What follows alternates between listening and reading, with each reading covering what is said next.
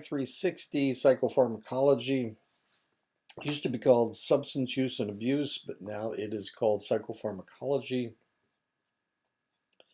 We have changed the name because we are trying to be certified as a substance abuse certification um, educational structure, and it looks like in in a year or so we're going to get that thing all started. Okay, this is fall 2024. This is me. My name is Bruce Bradway. I live in Lost Nation, Iowa. That's my telephone number. I have office hours every day, Monday through Thursday. Monday and Tuesday, 3 to 5 Mountain Time, and Wednesday and Thursday, 8 to 10 Mountain Time, and that is by Zoom. I've been teaching this class for about 20 years, 25 years. I started teaching it for Salish Kootenai College and Fort Belknap College. And this is the textbook that they used. The program at Salish Kootenai is a social work program for substance abuse counselors. So there you go. There's the schedule. So how do you pass the class? It's not that complicated. There are 10 chapters, and each chapter will have a quiz of 20 questions. That's worth 200 points. There are article critiques that you need to do for each chapter. Each chapter has a different topic, and you need to do an article critique dealing with that topic, uppers, downers, all-arounders. And you need to write a 5-page paper on whatever you think is important. So there you go. And that's about it. I do count lines, so you need 5 pages of text. The title page doesn't count. The reference page doesn't count. You need 5 pages. I do count lines. Since I count lines, and there's 20 to 23 lines per page, that comes to a total of 115 lines. So that's what I'm looking for. What else? What else? What else? What else? AI and ChatGPT. ChatGPT is not fair. It's cheating. It is, and it doesn't always get things correct. A lot of times it makes things up, and I don't like that. Besides that, I'm an old English teacher, and I think you need to learn to not only speak properly, but also write properly.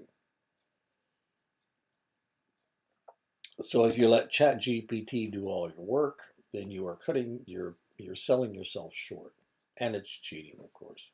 So don't do it.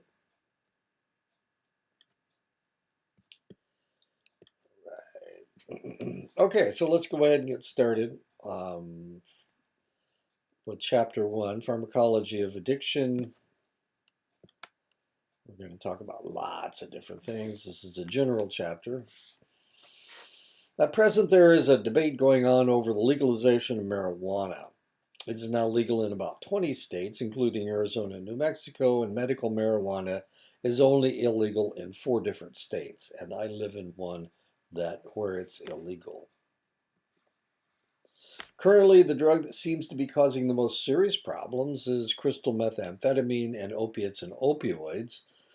Not only are we having trouble with these drugs in North America, but it is causing crises in Europe and in Asia as well. The most serious problem in the United States at present seems to be the use of prescription drugs. This is especially a problem with teens. The biggest killer among all the addictions is smoking of tobacco. States are increasing the limits to public smoking. The use of performance-enhancing drugs in sports has been an issue since the home run race between Mark McGwire and Sammy Sosa in 1999. It is accepted that steroids can cause damage, but new generations of performance enhancers have hit the sports scene that do questionable damage and are undetectable through drug testing. So what price is glory? There has been an immense growth of computer games, cell phone usage, and other online problems, especially pornography. With the increase of technology, psychologists have been behind the addiction power curve in identifying problems that people are having. And so that is a problem as well. Early man saw his world as mysterious and dangerous, and they had a basic need to cope with his environment. Early man discovered that by ingesting certain plants, they could ease their fear and anxiety, reduce pain, treat some illnesses, give them pleasure, and assist them to talk with their gods. The human brain responds to psychoactive substances. When people suffer from mental illnesses or behavioral addictions, the altered state of consciousness makes the individual feel better. Psychoactive substances make the individual feel better, otherwise they would use them voluntarily. Governments, ruling classes, and religious entities have sought to control the supply of drugs through growing, manufacturing, distribution, taxing, and prohibition. Ancient Sumerian medicine men used opium as a secret medicine. The pharaohs of ancient Egypt would dole out beer to keep their laborers building pyramids. And we actually have a formula that we found written on one of the pyramid walls for beer, for Egyptian beer.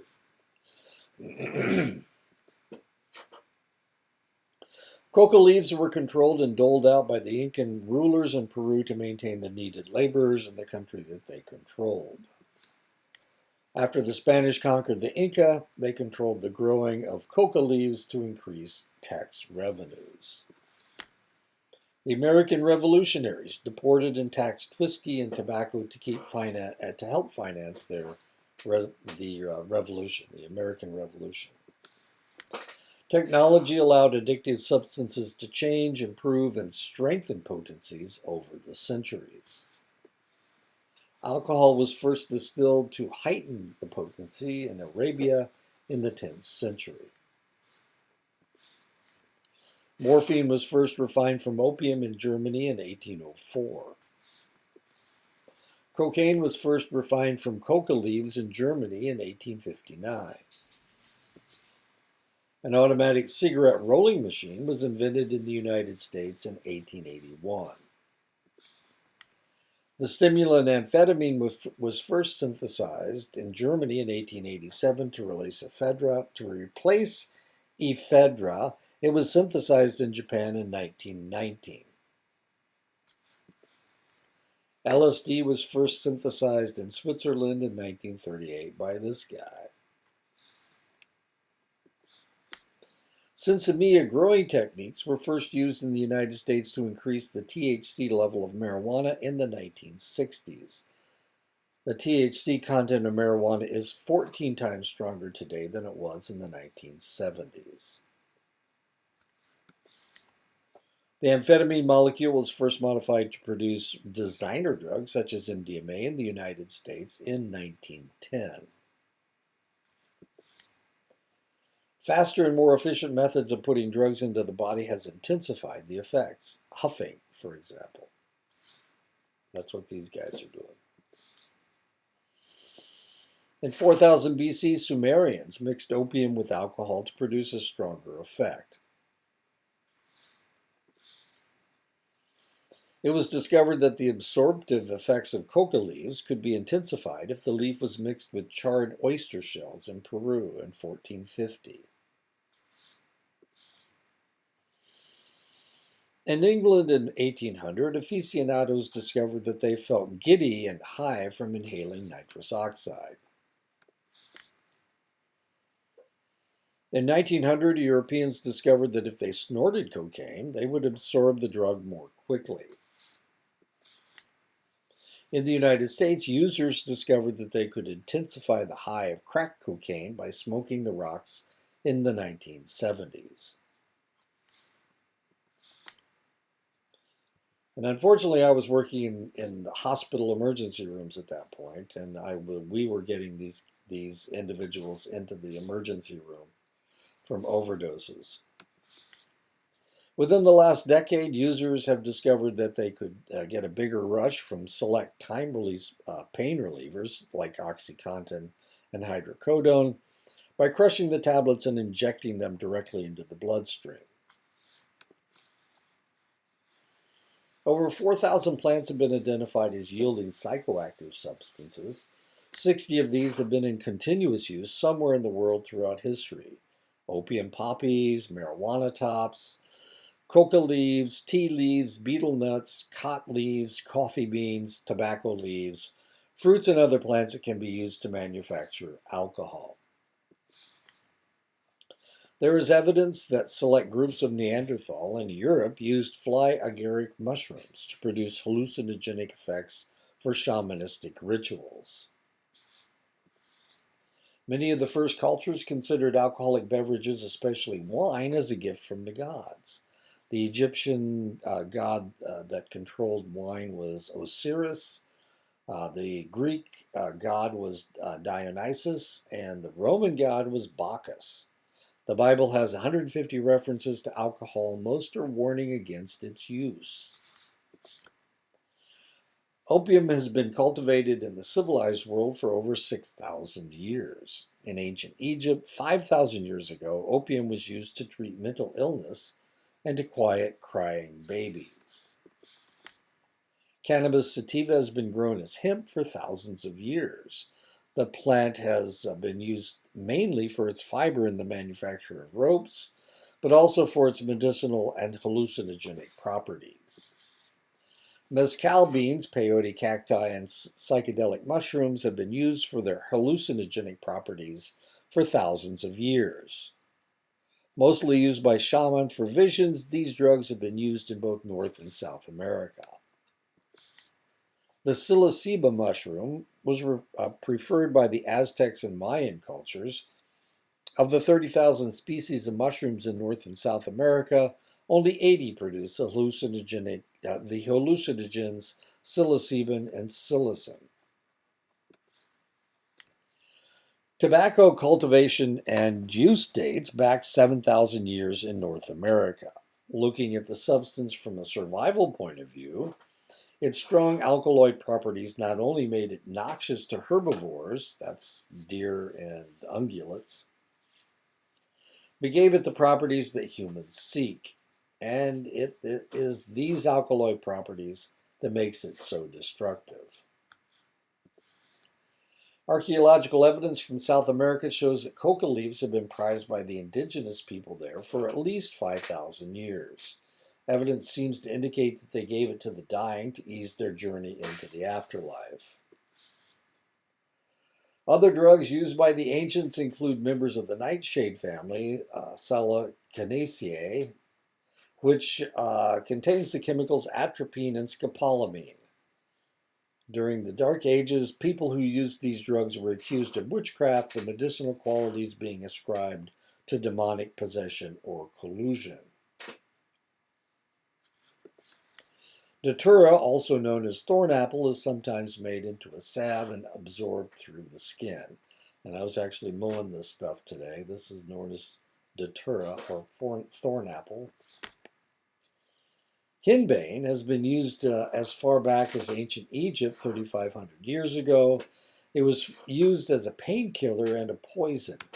In ceremonies, it was used to induce insanity, which in turn produced hallucinations that resulted in prophecies. Belladonna, which means beautiful woman, Bella meaning beautiful, Donna meaning woman, is also known as witch's berry and devil's herb.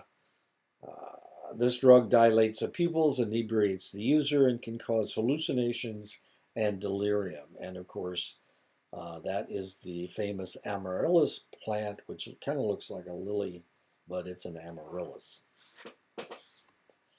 The mandrake is also known as mandragoria.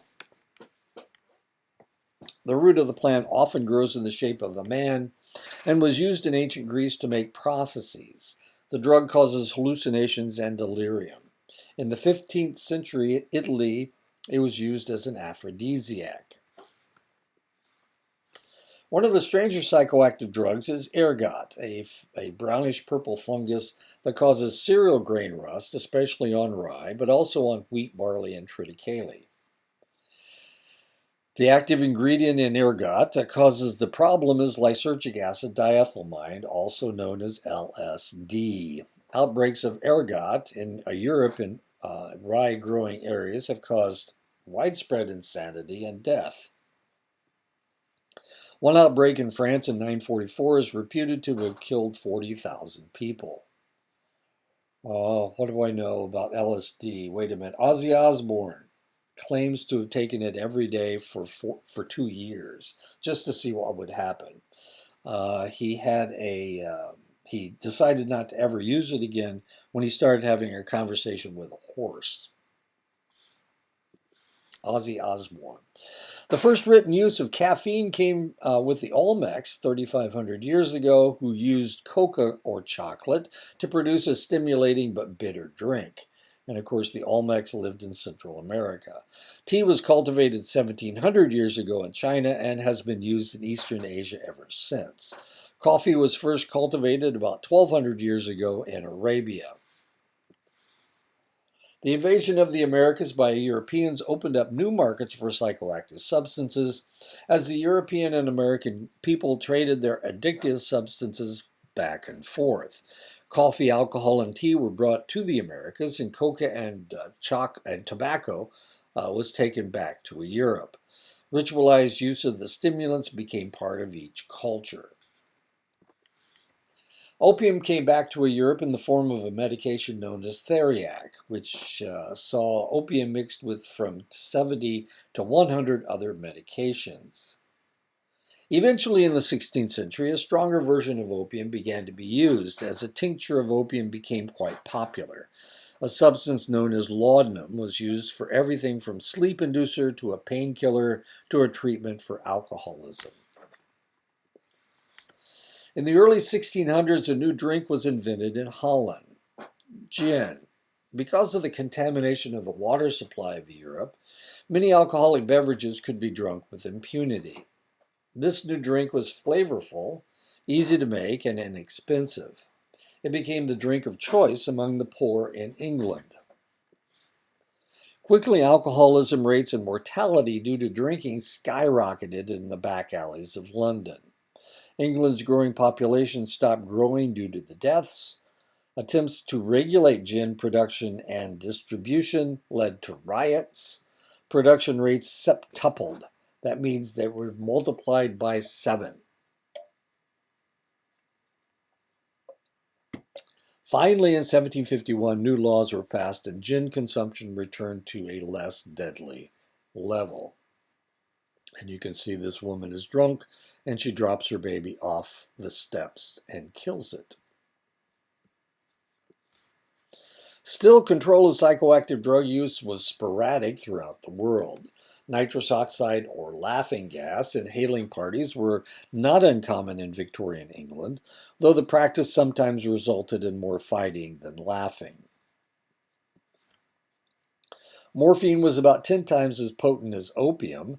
Morphine was used during the Crimean and Civil War to treat wounded casualties. Many men became addicted to the painkiller after these wars. Opium became dangerous to life and limb with the development of morphine, but it would get worse. In 1855, the hypodermic needle was invented, making it possible to inject morphine. In 1874, morphine was synthesized into diacetylmorphine, or heroin. Heroin was 2 and sometimes 5 times stronger than morphine. Opium became involved in one of the oddest events in the history of psychoactive substances. The British were addicted to the caffeine in tea, but the Chinese demanded silver bullion to buy it. The British had no commodity that the Chinese wanted, that the Chinese would buy with silver. The Chinese had eradicated opium smoking from their country. in around 1000. In 1839, 839 years after they eradicated opium, the British battled the Chinese to open their ports to the opium trade. The Chinese lost the war in 1842. So the Brits fought a war to force the Chinese to accept opium so that they could trade them for tea. A second opium war was fought from 1856 to 1860 to open more Chinese markets for trade. The Chinese lost again. Trade went from 15 tons in 1800 to 2.5 million tons by the turn of the 20th century. The British had cheap tea and the Chinese had an addiction. Not only that, but a lot of British families that are very, very wealthy became wealthy because of opium. In 1859, cocaine was synthesized from the coca leaf. It quickly became a new medicine. It was used as a topical anesthetic and used for eye surgery. It was mixed with wine to make a new, stronger concoction. It was used by Freud to control asthma, gastric problems, as an aphrodisiac, and to relieve depression. During the end of the 19th century and beginning of the 20th century, many patented medicines were manufactured with what would become illegal drugs. Coca-Cola was first manufactured with 5 milligrams of cocaine and continues to contain coca extract with the cocaine removed. Coca-Cola continues to be the largest purchaser of Trujillo coca leaves. But all was not paradise in the alcohol-soaked United States. Drunk and high men made poor workers and worse husbands. Inebriation impeded responsibility, and abuse among drinkers was common. The first temperance organization was started in the United States in 1826. To understand why temperance was so widely accepted in the United States, we have to understand that the woman's lot in the early 19th century. Contraception was illegal in the United States, so women tended to be pregnant almost constantly. The drinking pattern in the United States followed the path of cheapest booze. Corn liquor was least expensive, so the men tended to drink voluminous amounts of whiskey. Women saddled with sporting husbands were likely to raise their children in poverty and have to accept his drunken abuse. U.S. consumption of alcohol in 1830 was 7.1 gallons of pure ethanol for each citizen compared to 1.8 gallons today. 7.1 gallons compared to 1.8 gallons. The first state to prohibit the sale of alcohol, so we were drinking a lot more alcohol back then, okay, in 1830, 7.1 gallons of pure alcohol. If something is 100 proof, then it's half alcohol and half whatever, something else. Most of your whiskeys are right around 100. A little bit less, actually. Tequila, around 120. Vodka, around 130. It's a lot of alcohol. The first state to prohibit and a fifth of whiskey is 1/5 of a gallon. That's why they call it a fifth. So if we're talking 7 gallons of pure alcohol, that would be how much? If it's a 100 proof whiskey, that would be 14 bottles of whiskey. Is that right? No. It'd be 5 times 7, 35.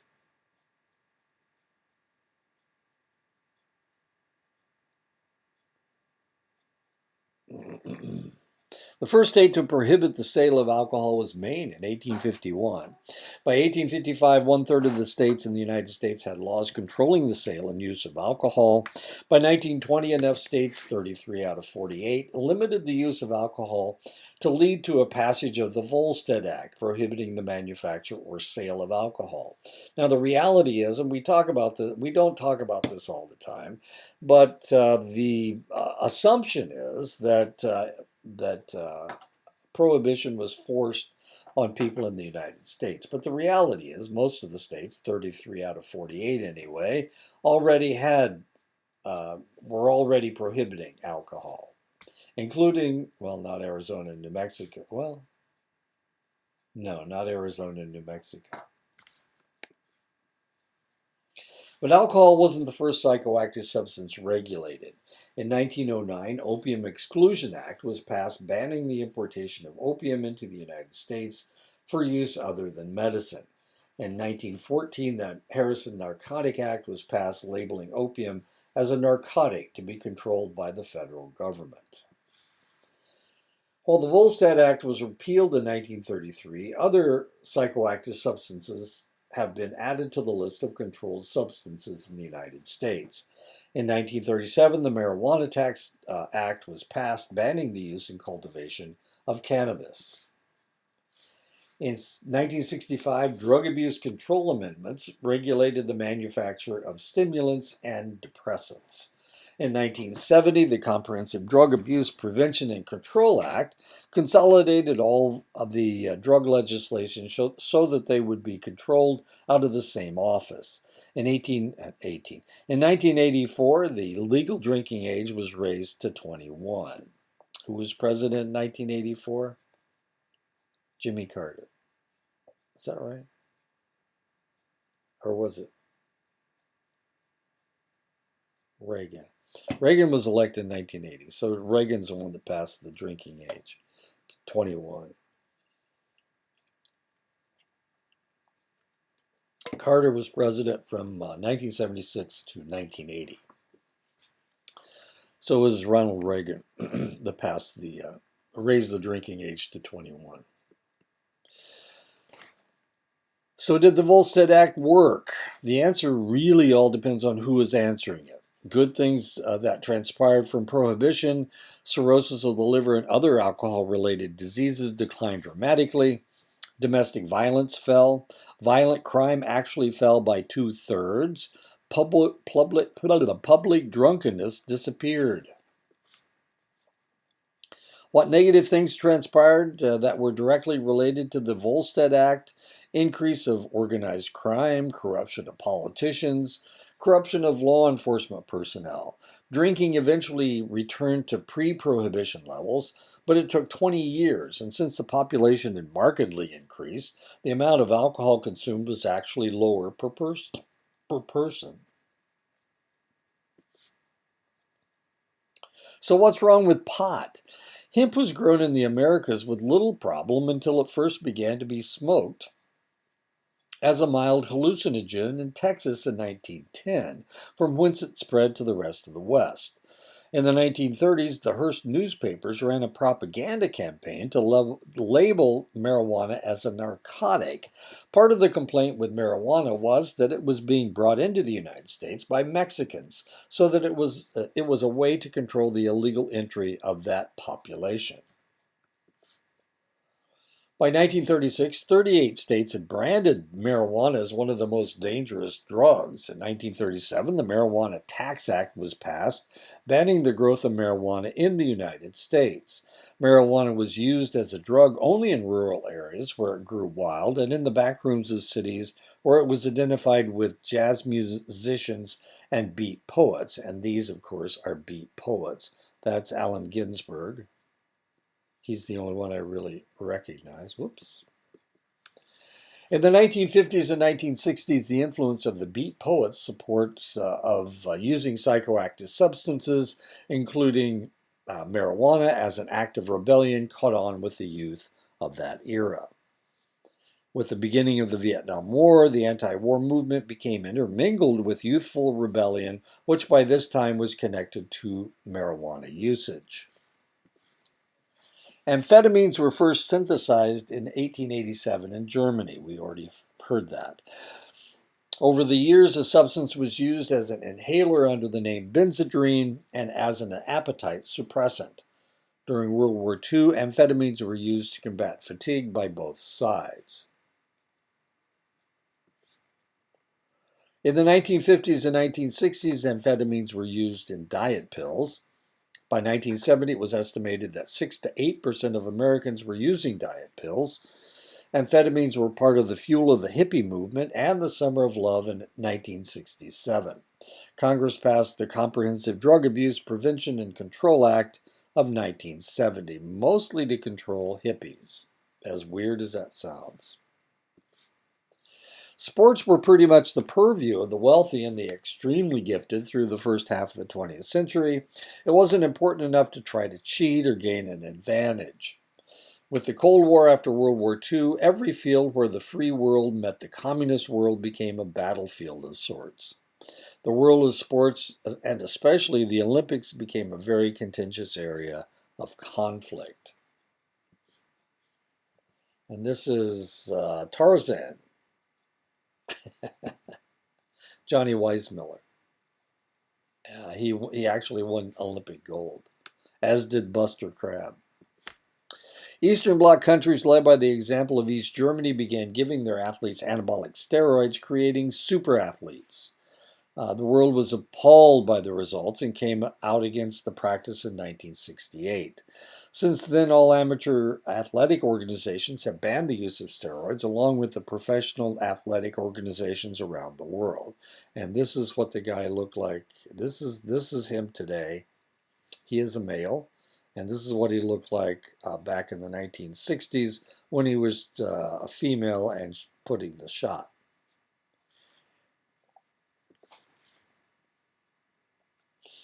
Sedatives have been used since the beginning of the 20th century in the form of bromides, chloral hydrate, and paraldehyde. Barbitol was marketed as Veronal in 1903. Phenobarbital was developed in 1913. Sedatives became very popular during the Depression and World War II eras, peaking in this time period with over 50 different barbiturates dominating the market. In the 1950s, doctors realized they had not only overprescribed the drugs, but they had created a whole generation of addicted adults. In the 1950s and 1960s, a whole group of milder tranquilizers were developed to replace the more dangerous tranquilizers. Miltown and the benzodiazepines, such as Librium, Valium, Xanax, Klonopin, and Halcyon, became the most widely used drugs in the world. And what's the most widely used drug in the world today? Viagra, as weird as that may sound. All those people with ED. Ergot, barley rust, had created havoc wherever it appeared, and no one knew why until Swiss chemist Albert Hofmann isolated the active ingredient, lysergic acid diethylamide, from the fungus. After his discovery, Hofmann accidentally dosed himself and discovered the psychedelic effects of the substance. And this is Hofmann as a young man. We already saw him as an old man. The U.S. Army and the CIA bought the rights to LSD from Hofmann and experimented with the drug through the 50s and into the 60s. One of the researchers working with the CIA was Dr. Timothy Leary of Harvard, who decided that the psychedelic substance needed to be shared with the rest of the world. So he took the LSD out and gave it to the rest of the world. That's why people take LSD today. Drugs today, 1.5 billion people drink alcohol around the world. 76 million of these people have an alcohol abuse disorder, including this guy. 180 million people worldwide abuse illicit drugs. 160 million people worldwide smoke marijuana each year.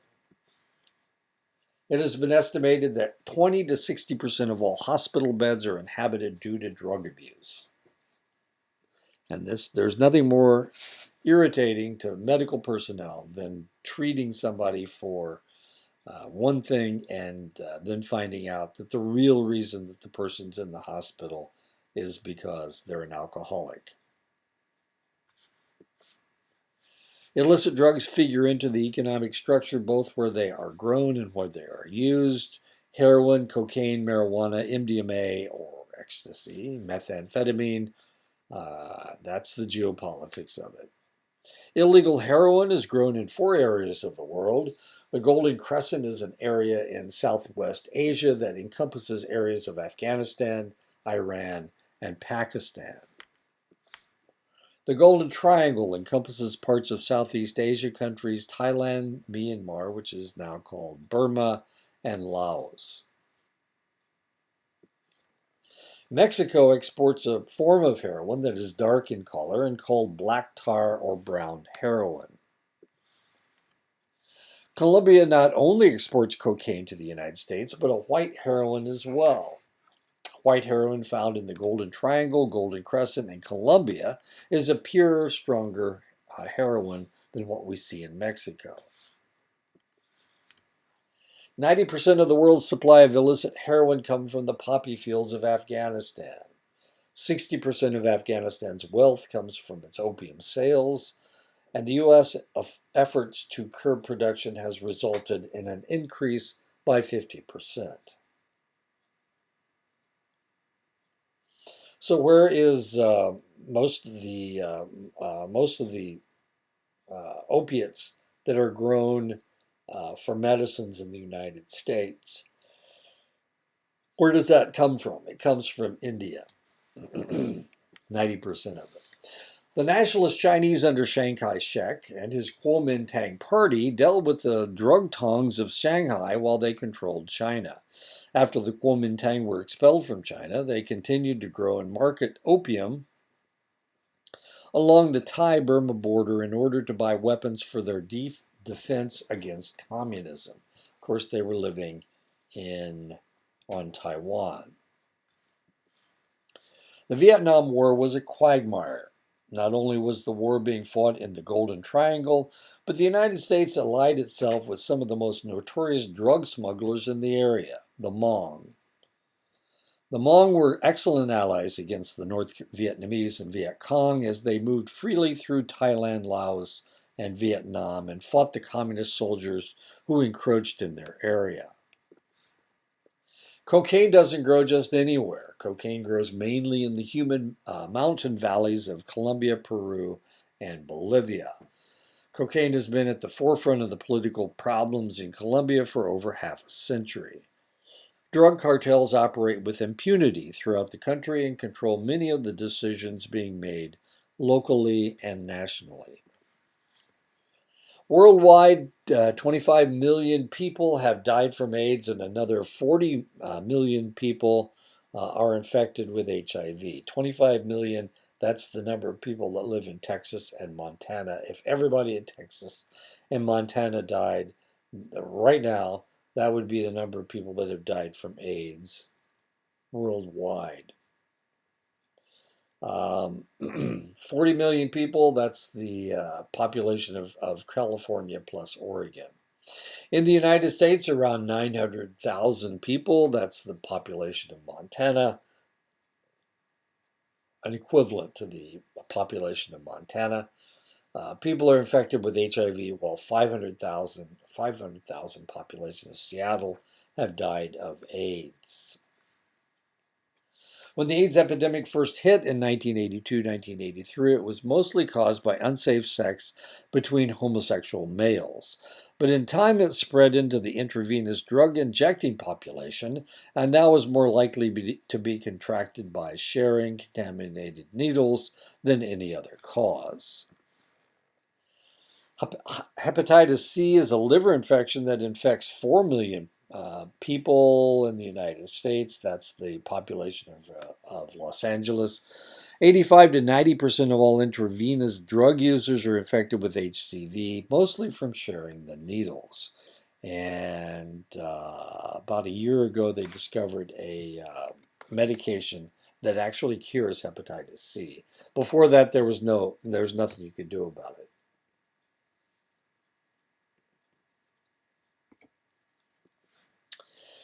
Ever since the Roaring '20s, people have been mixing the coolest of music with psychoactive drugs.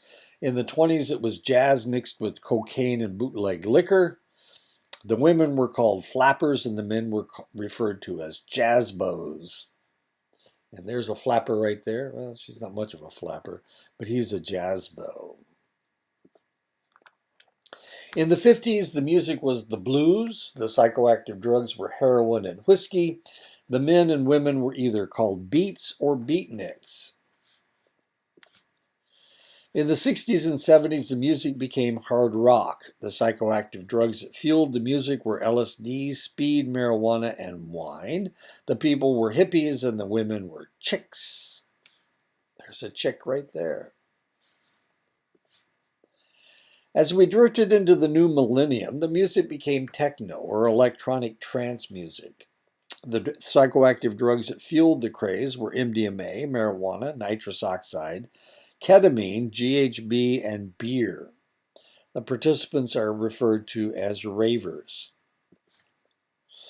Marijuana continues to create controversy. Legalized in many states for medicinal purposes, people are required to have a prescription for its use. Marijuana continues to be the most widely used illegal drug throughout much of the world, including the United States, Canada, Australia, Mexico, and South America. And this, of course, is Amy Winehouse. Amy Winehouse. Throughout the entire lecture, I'm going to be telling you about some of the celebrities that have killed themselves through the use of these drugs. Amy Winehouse is one of them. She died of alcohol poisoning, as weird as that may seem. But she died at 27. The destructive effects of tobacco have prompted many countries to try to curb its use. Cuba banned smoking in public places. Ireland has banned smoking in pubs. In many states in the United States, smoking is banned in any public area. This includes Iowa, Illinois, Arizona, and Montana. As late as 1966, almost half the population smoked regularly. That's 42.6%, which isn't really almost half. By 2005, the percentage of regular smokers in the United States had declined to less than 1/4 of the adult population, 22.5. This decline had much to do with the discovery that cigarettes contain many carcinogens that cause disturbing medical problems. 1,178 people die every day from the effects of smoking. A study in England showed that smoking can reduce life expectancy by 10 years. In 2010, I had a heart attack. The blockage was in a artery called the Widowmaker's, because it's really hard to survive a blockage in that area. But I did. I survived. A friend of mine who was a smoker had the same heart attack about 6 years ago, and he died almost immediately. I lived, and I had more occlusion than he had, but he died, and the reason he died potentially was because he was a smoker. And what tobacco does, it is a vasoconstrictor, so it makes the blood vessels smaller.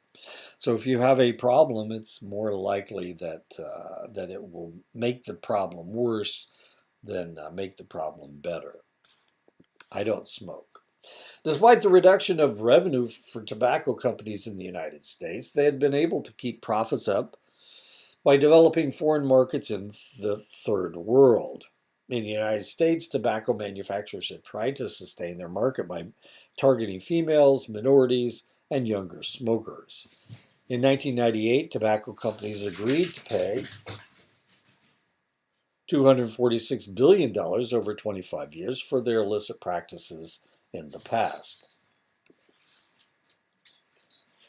Worldwide, 33 million people use amphetamines or similar stimulant substances. In the United States, 16,000 meth labs were raided in 2004. However, meth labs have been partially controlled by controlling the precursor chemicals ephedrine and pseudoephedrine found in common cold remedies. And here you go. So where were all the meth labs? There you go, my home state of Indiana, 1,471. This is in 2014. And here's where I live now. I live right there. 143 in Iowa. Only 4 in Arizona and only 6 in New Mexico. Indiana, wow, way to go. We're number one. Treatment for amphetamine usage has skyrocketed in the past decade. In 1993, only 21,000 people sought treatment for amphetamine addiction. This figure had been increased to 151,000 by 2004. Other stimulants also make an impact on our lives. The use of caffeine in recent years has increased markedly. Coffee kiosks have sprung up in tiny little towns, and sales of caffeinated soft and energy drinks have exploded. 18% of teens, 4,300,000, abused Vicodin in the form of hydrocodone in 2004. Hydrocodone is the most widely used and abused prescription opiate. 10%, 2,300,000 teens, abused the opiate Percodan in the form of OxyContin, the time-released version of oxycodone. Alcohol directly kills 75,000 people in the United States every year. Alcohol directly kills 1.8 million people worldwide every year. 17.6 million Americans have an alcohol abuse disorder. That is 8.5% of the adult population. Alcoholics make up 10 to 15% of people in hospitals, 10 to 20% of people in nursing homes. When MRIs were done on gamblers, and the portions of the brain that were activated by winning and losing were the same areas that were activated by cocaine. Statistics show that 2.5 million Americans are classified as pathological gamblers. 3 million Americans are classified as problem gamblers. 15 million Americans are at risk for problem gambling. One study in Minnesota in 2004 found that 1% of the gamblers accounted for 50% of the wagers. In the same year, among the riverboats of Illinois, 10% of the gamblers accounted for 80% of the revenues. While gambling may be the most economically devastating behavioral addiction, there are others that are equally personally devastating. Compulsive overeating, anorexia, bulimia, internet addiction, sexual addiction, excessive TV addiction, compulsive shopping, pornography addiction. And that is the end of the lecture. So I'll talk to you again next week. I think we're going to tackle chapter 2 next week.